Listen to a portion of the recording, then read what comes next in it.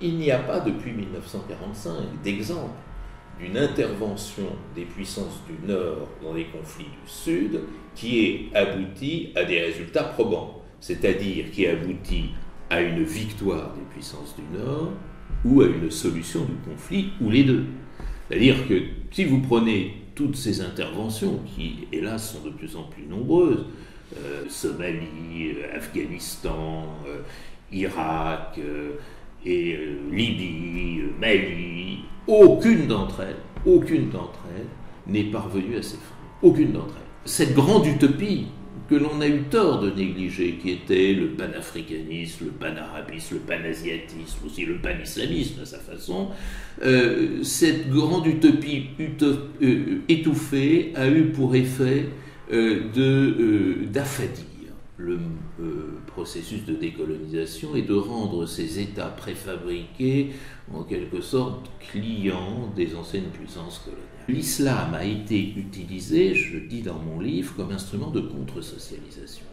C'est-à-dire que, notamment à cette époque funeste de la colonisation, on est au XIXe siècle et toute la première partie du XXe siècle, l'islam devenait pratiquement la seule expression culturelle possible d'une opposition à la domination du modèle occidental. Et les premiers à s'être levés contre la colonisation en Afrique, je pense à Omar Tall, je pense à Lamine Dramé, à d'autres grands noms de ce genre, ont utilisé l'étendard de l'islam et l'idée du djihad pour marquer cette extériorité à la domination coloniale et pour mobiliser contre elle.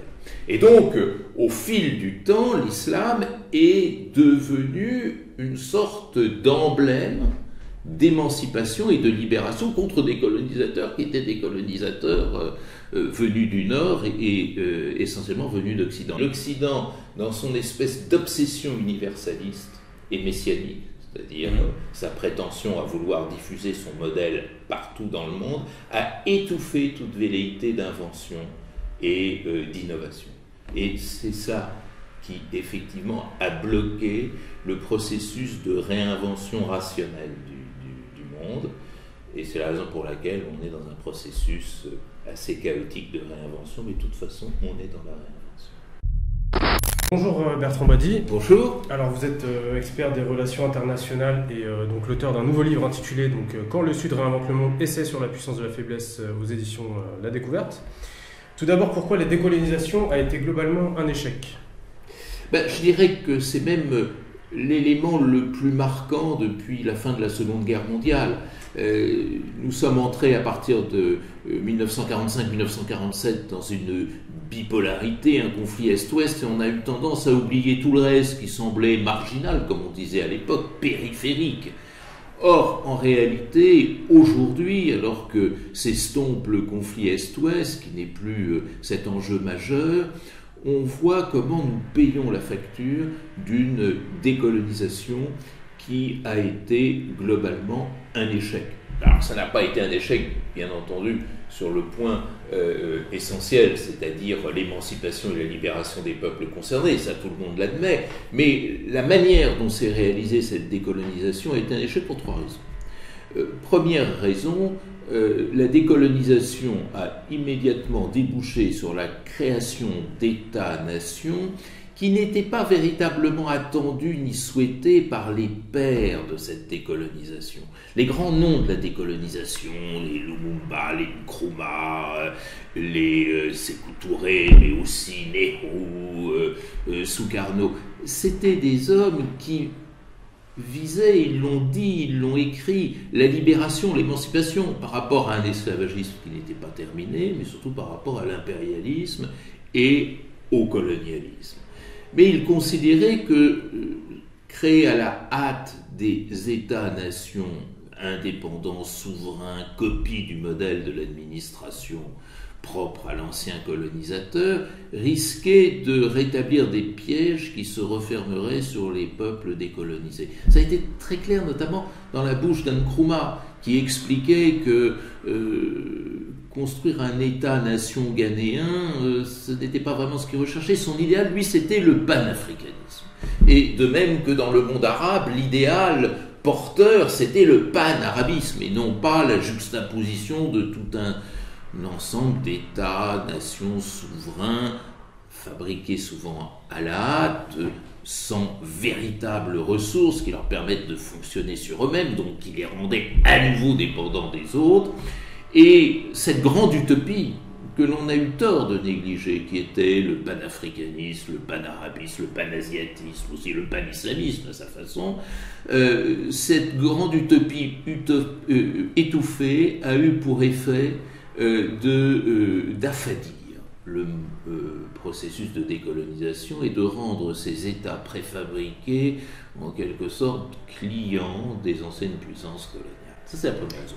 La deuxième raison, c'est que lorsque les Nations Unies sont progressivement passées de 51 États fondateurs, ça c'est 1945, à 193, c'est aujourd'hui, donc avec un flux très important autour des années 60, rien de fondamental n'a été changé dans les structures institutionnelles et juridiques de l'ordre international.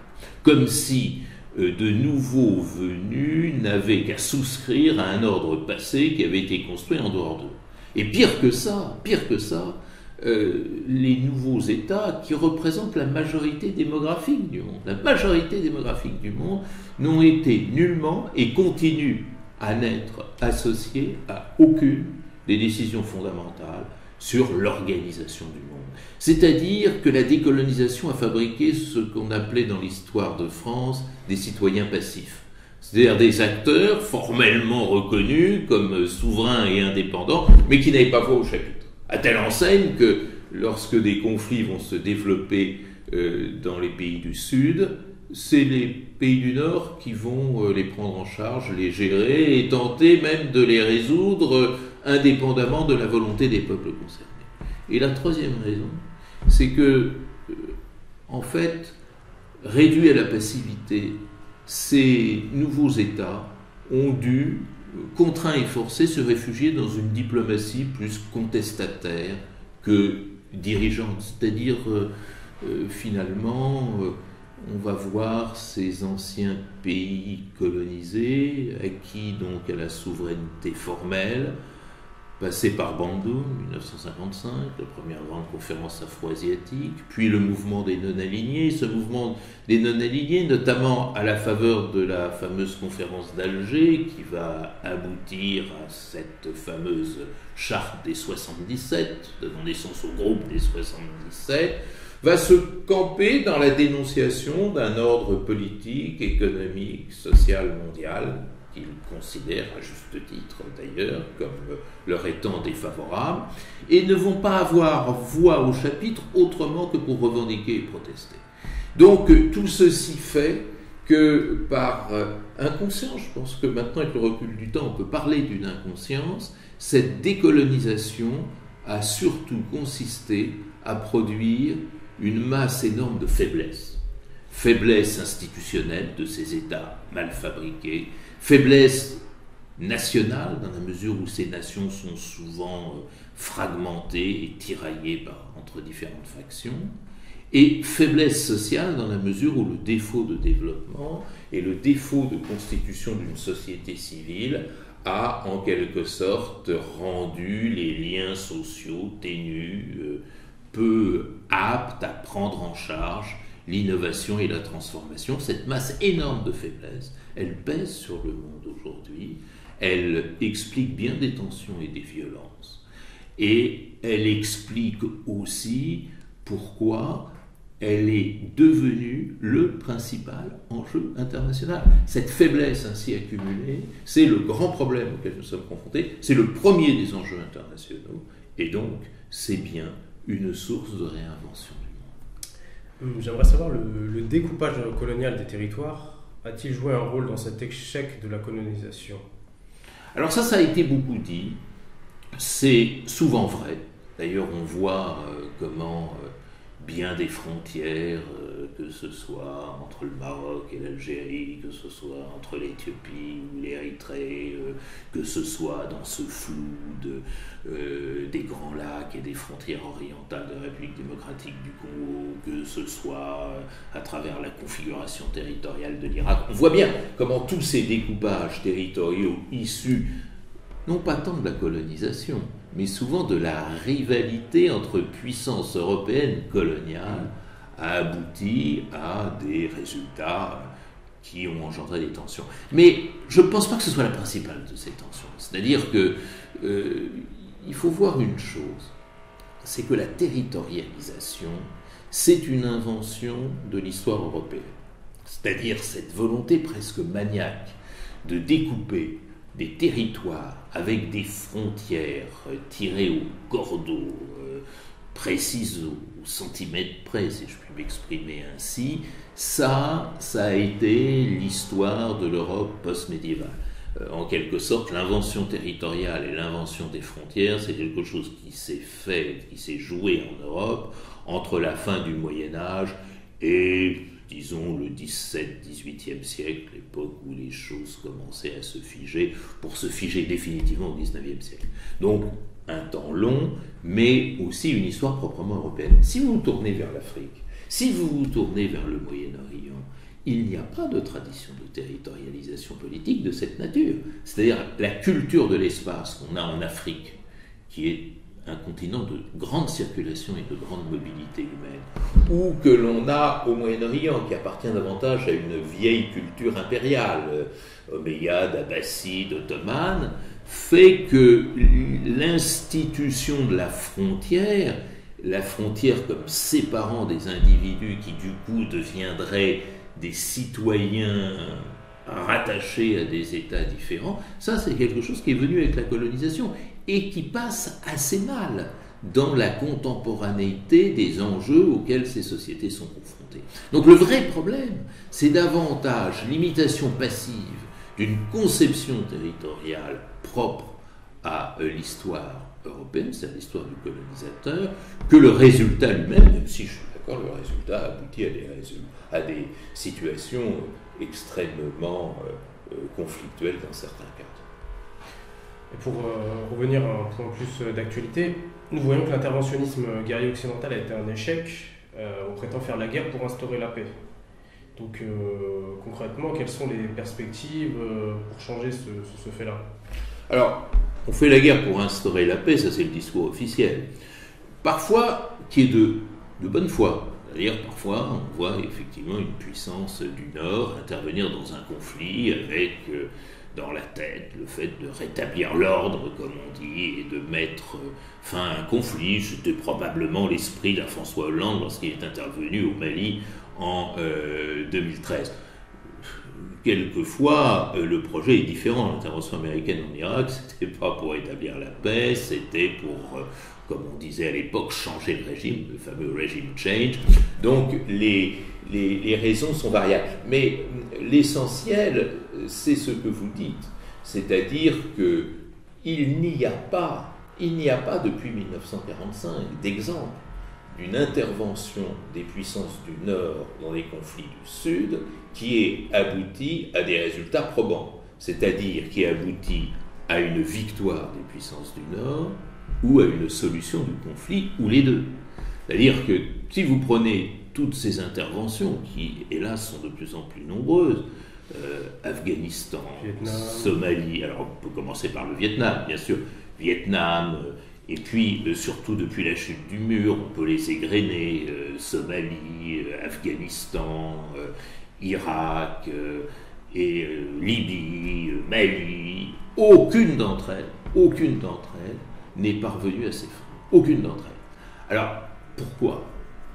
A priori, c'est inexplicable, puisque ceux qui interviennent sont généralement, même pas généralement, sont systématiquement beaucoup plus puissants que ceux chez qui on intervient, et que ceux qui sont les acteurs de ces conflits. Donc, le problème ne tient pas à un défaut de puissance de l'intervenant, ni même à une erreur stratégique. C'est beaucoup plus profond que ça. Cela signifie que les conflits aujourd'hui n'ont pas du tout la même nature que les conflits hier. La guerre d'aujourd'hui, si on peut encore l'appeler guerre d'ailleurs, c'est pour ça que je préfère dire conflit, n'a rien à voir avec la guerre d'hier. La guerre d'hier, c'était une compétition de puissance. Prenez la première ou la deuxième guerre mondiale, toujours la même chose, des États européens qui sont en situation de compétition de puissance et qui veulent régler leurs différends par la force. Aujourd'hui, c'est l'inverse. C'est-à-dire les conflits que l'on voit se développer au Sahel ou au Moyen-Orient ne résultent pas d'une compétition de puissance, mais relèvent au contraire d'un effet de faiblesse. C'est-à-dire faiblesse des États, faiblesse des nations, faiblesse du lien social. Et l'erreur, c'est de croire qu'on peut opposer la puissance à la faiblesse, que l'on peut utiliser le canon contre les effets de décomposition.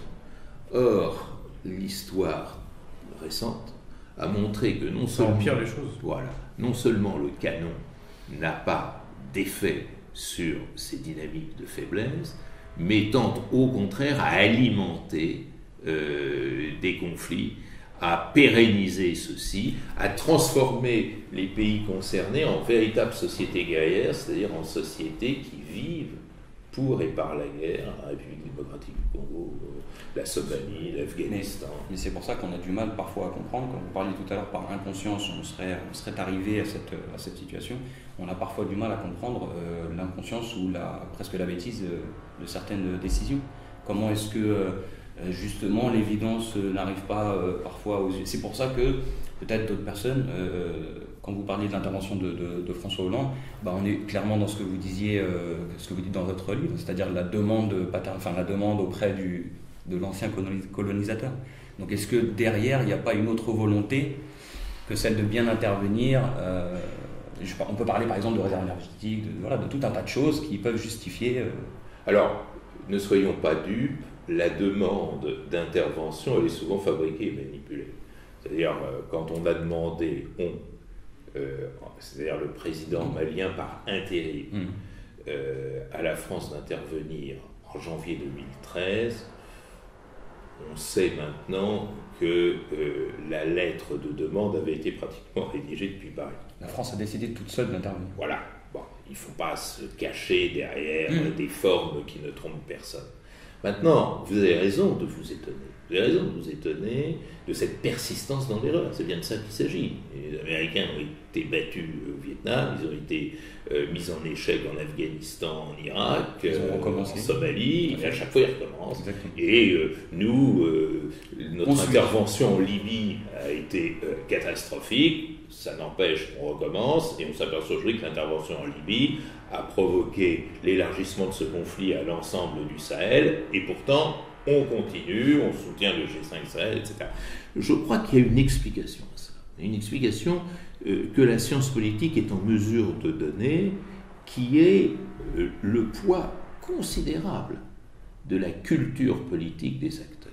C'est-à-dire qu'on ne peut pas comprendre les politiques étrangères des vieilles puissances sans se référer à cette vieille culture de la puissance, de l'infaillibilité de la puissance et même de la conviction que la puissance peut régler le monde. On a été élevé comme ça, c'est ce qu'on a appris dans nos manuels scolaires. Ça a été la dynamique de l'histoire occidentale depuis la fameuse paix de Westphalie et même déjà avant, c'est-à-dire en gros depuis le XVIe siècle. Depuis le XVIe siècle, nous fonctionnons comme ça. Nous ne comprenons pas pourquoi il pourrait en être autrement, et l'erreur principale des chefs d'État occidentaux, et on peut élargir l'Occident à la Russie, ça a été de penser que nous sommes toujours au temps du power politics, c'est-à-dire la politique de puissance, et que la puissance peut tout résoudre. Le premier des dirigeants occidentaux à avoir accédé à un début de lucidité, c'était probablement Barack Obama, qui lui a compris que la puissance militaire américaine ne peut pas tout régler. Rappelez-vous le ton gros d'injures que ça lui a valu. On l'a traité de pleutre, on l'a traité de manque de courage, on l'a traité de tout un tas de choses dont on s'aperçoit maintenant que c'était de bien mauvais aloi, puisque l'homme n'a péché que par lucidité. Et justement, ça voudrait dire que ces politiques comme François Hollande par exemple voient plutôt à court terme, dans leur intérêt politique à court terme, en disant regardez, j'ai combattu ces terroristes, j'ai vaincu, et puis dans 5 ans, même si ça se passe mal, je ne serai plus président et pas grave. Alors ça joue aussi. Ça joue aussi parce que, hélas, dans l'histoire récente de la France, le général de Gaulle avait essayé d'internationaliser la politique française, c'est-à-dire de lui donner une vraie dimension internationale, d'où effectivement sa forte implication dans la gestion d'affaires du monde. Aujourd'hui, c'est l'inverse. C'est-à-dire on a tendance à politiser l'international, c'est-à-dire à soumettre l'international à des considérations de politique intérieure et politicienne. Exactement, vous avez tout à fait raison, mais même si je vous rejoins totalement sur ce point, ce n'est pas le facteur déterminant. Le facteur déterminant, c'est que nous sommes, ils sont prisonniers d'une vision qui est quand même une vision multiséculaire. Quand on parle de ces questions aux acteurs politiques, ce qui m'est arrivé, on s'aperçoit à quel point cette nouvelle grammaire des relations internationales ne passe pas. C'est-à-dire pour eux, la puissance va tout régler. Et rappelez-vous à quel point, du temps d'Obama, les alliés européens occidentaux étaient affligés, pleuraient presque de voir ce retrait américain parce qu'ils considéraient que c'est la fin du monde. La puissance n'étant plus là pour parer à tout, on allait vers la catastrophe. La catastrophe, on y va maintenant. On n'y va pas aller tellement du temps d'Obama.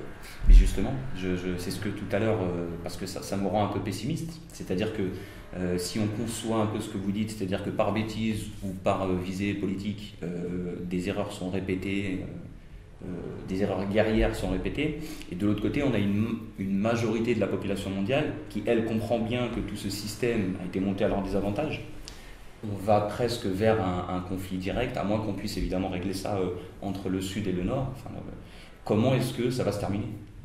Comment est-ce qu'aujourd'hui on va sortir de ce système-là, qui n'est plus accepté par les uns et qui est gardé à l'aveugle par les autres ? Eh bien, vous mettez le doigt sur ce qui est la question centrale de mon livre.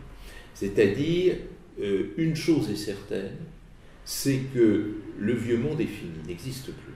Et si j'ai appelé mon livre « Quand le Sud réinvente le monde », c'est que cette réinvention, elle est déjà en marche, si je puis me permettre cette formule périlleuse. Cette réinvention, elle se construit, hélas, aujourd'hui dans le sang. C'est-à-dire que tous ces conflits qui s'accumulent, toutes ces violences aussi que nous subissons en retour, à travers cette diffusion d'une violence internationale qui frappe nos sociétés occidentales, c'est déjà une recomposition. C'est-à-dire c'est déjà différent de ce que c'était hier. Mais pour l'instant, nous sommes plutôt dans le pire. Il ne faut pas désespérer. Je pense qu'une prise de conscience est possible. Et je pense que la violence des souffrances que nous vivons actuellement à l'échelle mondiale peut conduire à des réflexes plus raisonnables. Comprendre par exemple, parce que ça devient plus évident chaque jour, qu'à la base de cette conflictualité nouvelle, il y a ces formidables inégalités sociales, cette absence de gouvernance sociale mondiale, cette indifférence à l'insécurité humaine qui frappe comme par hasard les régions les plus ensanglantées, le Sahel, le bassin du Congo, le Grand Moyen-Orient. On essaie de résoudre des problèmes par le militaire, alors que souvent c'est d'ordre social et économique. Et on en prend quand même un peu conscience. Il ne faut quand même pas verser dans la caricature. Non, c'est intéressant justement. Et ça, c'est le grand espoir. C'est le grand espoir parce que si véritablement ce paramètre social de la mondialisation est saisi par les acteurs décideurs, alors les choses peuvent changer. Et d'un certain point de vue, il l'est déjà. C'est-à-dire, je me refuse absolument à considérer que tout est un échec dans notre système international. Contrairement à ce qui se dit au Café du Commerce, ce serait pire. Mais oui, la mondialisation a porté des effets positifs. Il y a un drame épouvantable qui est 850 millions de femmes et d'hommes, d'enfants, qui ne mangent pas à leur faim. C'est énorme, c'est inacceptable et ça explique bien des violences que nous connaissons aujourd'hui. Mais ils étaient déjà 850 millions il y a 50 ans, lorsque la population mondiale était moitié moindre. Donc ça prouve qu'il y a un progrès. Globalement, si les inégalités dans le monde se renforcent, Les pauvres sont moins pauvres aussi. C'est quand même un élément important. Les campagnes formidables de vaccination faites par l'OMS ont permis d'éradiquer certaines maladies tropicales qui tuaient, mais simplement on ne le savait pas dans le contexte de l'après-mondialisation. De même, aujourd'hui, grâce aux communications, tout le monde voit tout le monde. C'est-à-dire que la tyrannie, la barbarie, la violence deviennent connues. Les ONG s'activent pour les dénoncer et pour tenter d'y remédier. Tout ça, ce sont des éléments qui vont dans le bon sens. Simplement, il faut aller plus vite. Sinon, on aura toujours un train de retard par rapport à cette violence galopante. Et là, effectivement, nous allons passer de très mauvais moments. Mais cette description que je viens de donner, c'est en grande partie cette réinvention du monde dont je parlais. C'est-à-dire que c'est plus comme avant. C'est plus comme avant. Dans votre livre, vous donnez plusieurs exemples de réussite de ce multilatéralisme. Pouvez-vous nous développer ça un peu pour les gens qui ne seraient pas au courant de ces exemples? Eh bien, d'abord des choses simples. Si aujourd'hui on peut voyager, si on peut communiquer, si on peut échanger, c'est grâce à la mondialisation disciplinée par le multilatéralisme. Je veux dire, sans un régime international, une convention internationale en matière d'aviation civile, aucun avion pourrait voler. Bon. Tout à l'heure, il y a un instant, je vous parlais des progrès sociaux, c'est-à-dire de cette lutte active et acharnée contre les grandes maladies qui laissaient autrefois les gens dans l'indifférence. Maladies tropicales, tout le monde s'en moquait, ça ne mettait pas en cause le confort et la bonne santé du riche et du fort. Voilà. Aujourd'hui, l'OMS fait un travail formidable pour tenter de la limiter. On pourrait ainsi multiplier les exemples qui touchent même, ce qui est une petite lueur optimiste, le domaine plus difficile à maîtriser de la guerre et de la paix. Vous avez eu des fins de conflits qui, sans être paradisiaques, ont quand même marqué un vrai progrès. Je donne souvent l'exemple du conflit du Mozambique, l'exemple du conflit du Libéria, qui s'est terminé comment? Parce que l'envoyé spécial du secrétaire général, M. Klein, avait eu cette bonne idée de vacciner les populations libérianes pour leur faire comprendre, leur faire toucher du doigt ce que la paix pouvait leur apporter de positif. Et il y a quand même beaucoup d'exemples qui vont dans un sens positif. La mobilisation qui se fait, plus à l'initiative des ONG que des États, mais à l'échelle des ONG, c'est tout à fait remarquable, contre les attaques portées à l'environnement, c'est un phénomène qui prend une ampleur sans précédent. Qui a été accepté même politiquement. Et alors, qui maintenant, autre progrès, est accepté par à peu près tous les États. J'allais avoir une formule méchante, j'allais dire tous les États normaux, c'est-à-dire en excluant les États-Unis de M. Trump et l'Australie mais justement, qui part à la dérive. Compte tenu de ce qu'est notre monde aujourd'hui, qui est définitivement et irréversiblement globalisé, on ne peut pas décréter la fin de la globalisation, le multilatéralisme devient un instrument essentiel. Et vous avez des très grands noms du multilatéralisme qui ont porté très haut cette cause. Je pense notamment à Kofi Annan, dont le décès, hélas, intervenu dans la quasi-indifférence des médias et de l'espace public, nous a tous profondément touchés et marqués, parce que cet homme parlait non seulement de multilatéralisme, mais de multilatéralisme social, c'est-à-dire un multilatéralisme qui prenne en compte non seulement la compétition entre les États, mais ce que dans ce livre je développe, c'est-à-dire l'intersocialité, cette interdépendance croissante entre les sociétés. Maintenant, le discours c'est bien, la pratique c'est mieux. En France, nous avons une vraie tradition multilatérale. Le premier qui parlait de multilatéralisme dans le monde, c'est un Français, c'est Léon Bourgeois, fin du 19e siècle. Donc nous avons des responsabilités historiques pour promouvoir cette cause. C'est une culture diplomatique, quelque part. C'est une culture diplomatique, vous avez tout à fait raison. Mais c'est beau la culture, c'est beau le discours, Il faut mettre en pratique. C'est-à-dire il y a des choses impératives à faire. Il faut que nous lancions une grande conférence sur la gouvernance sociale globale. Sinon, tous ces conflits qui sont liés à ces faiblesses viendront à croître. Et ça, c'est du concret, c'est des décisions à prendre. C'est pas seulement des hymnes à chanter. Bien sûr. Et c'est peut-être ça le grand problème aujourd'hui de l'État français qui, par les discours, en général, on est souvent assez d'accord sur le papier, et puis concrètement, malheureusement. Une dernière petite question, peut-être, M. Beck. Le rôle de l'islam, parce que nous, c'est évidemment notre confession à nous, et puis vous en parlez pas mal, la contre-socialisation quel rôle a eu l'islam, vous pensez, et quel rôle aura l'islam pour ces endroits qui sont le Moyen-Orient, qui sont aujourd'hui dirigés par, comme MBS, on entend actuellement là. Non mais je veux dire, voilà, et donc Macron qui continue à discuter avec ces gens-là, comment est-ce que l'islam a un rôle à jouer dans un rôle à jouer positif ou négatif d'ailleurs, dans ce contexte-là? D'abord, la religion d'1,5 milliard presque d'êtres humains sur Terre ne peut être qu'un paramètre décisif et fondamental. Méfions-nous des singuliers abusifs. L'islam recouvre 1,5 milliard presque d'individus.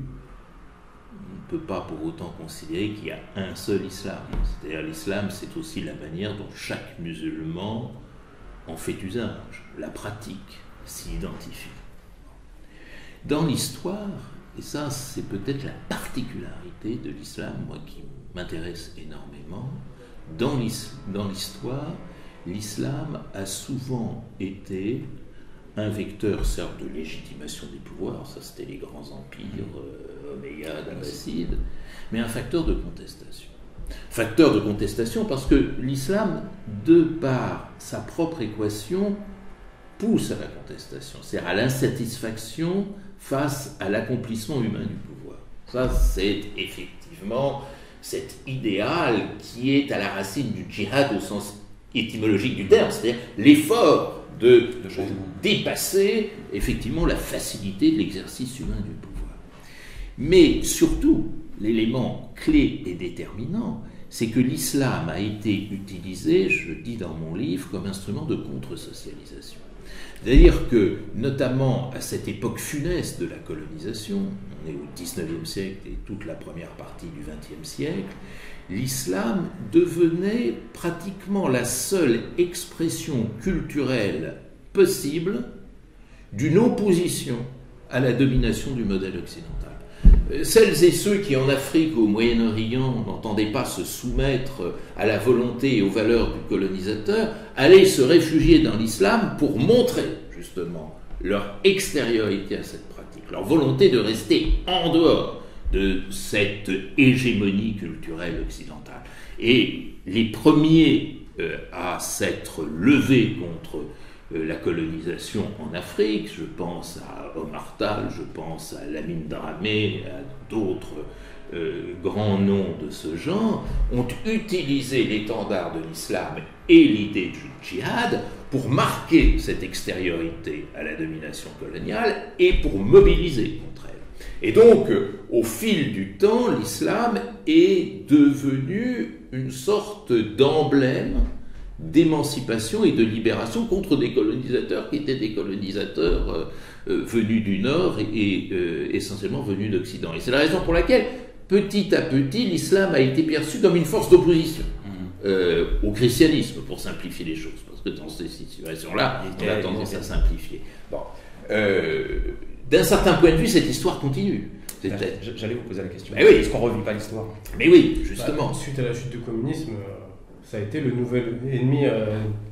Suite effectivement à la chute du communisme, et suite surtout à la persistance de l'intervention occidentale dans les affaires postcoloniales. Et donc, effectivement, ce djihadisme à la Lamine Dramé, par exemple, est devenu le nouveau djihadisme que l'on retrouve d'Al-Qaïda jusqu'à Boko Haram, selon exactement la même grammaire. Bon. Il faut absolument, c'est notre responsabilité d'être humain, dépasser cette vision.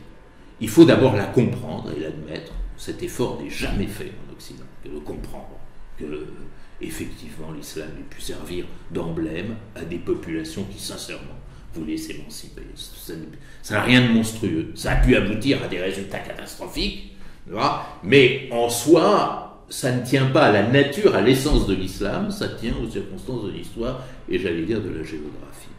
Mais il faut savoir maintenant penser notre monde et notre monde à venir. Notre monde à venir, c'est le monde de la mondialité. Le monde de la mondialité ne pourra jamais, jamais être le monde de la ségrégation culturelle et religieuse, même si certains l'évoquent. C'est-à-dire, le monde de la mondialité, ça sera le monde du mélange, de l'interpénétration, des cultes, de l'ouverture, des cultures et des religions les unes aux autres. C'est-à-dire que le pluralisme religieux, c'est non seulement inévitable, mais c'est la chance du siècle à venir. C'est-à-dire la chance de pouvoir construire des liens sociaux qui ne dépendent plus strictement de votre identité, mais qui dérivent de votre humanisme, c'est-à-dire de votre humanité, votre appartenance à la vie humaine. Puis on est obligé d'échanger, de se comprendre. Et absolument. Et c'est un enrichissement considérable. Et c'est la raison pour laquelle l'enjeu majeur de notre mondialité, c'est effectivement de mettre un terme à cette stigmatisation dont l'islam est victime dans nos sociétés européennes et qui, en écho, crée une certaine forme de stigmatisation pour les chrétiens dans certains pays, pas tous, mais dans certains pays, je pense à l'Arabie Saoudite, justement. Je voulais terminer rapidement parce qu'il vous reste pas beaucoup de temps avant votre rendez-vous. C'est une question qui est peut-être en dehors du sujet, mais pourquoi ce Sud-là, depuis 60-70 ans, n'a pas réussi réellement, dans la plupart des pays, à se développer? Quels sont les facteurs majeurs? Et parce que, comme je disais tout à l'heure, intrinsèque. Il est acculé à une politique uniquement protestataire et réactive. Et le Sud n'a pas pu se développer d'abord parce qu'il n'a pas pu exprimer sa pleine identité. Et ça aussi a créé tout un réservoir de frustration qui pèse encore sur le jeu international. Donc, c'est l'Occident qui l'en a empêché? C'est le système international. Alors c'est vrai que ce système international est gouverné par l'Occident, mais l'Occident, dans son espèce d'obsession universaliste et messianique, c'est-à-dire sa prétention à vouloir diffuser son modèle partout dans le monde, a étouffé toute velléité d'invention et d'innovation. Et c'est ça qui, effectivement, a bloqué le processus de réinvention rationnelle du monde. Et c'est la raison pour laquelle on est dans un processus assez chaotique de réinvention, mais de toute façon, on est dans la réinvention. Bah, sur ce, je vous remercie Bertrand Bazy. Et puis, je rappelle que vous avez sorti donc un livre intitulé « Quand le Sud réinvente le monde, essai sur la puissance de la faiblesse » aux éditions La Découverte. Et puis, à très bientôt sur la Tribune des Pirates. Merci. Merci à vous. Merci à vous.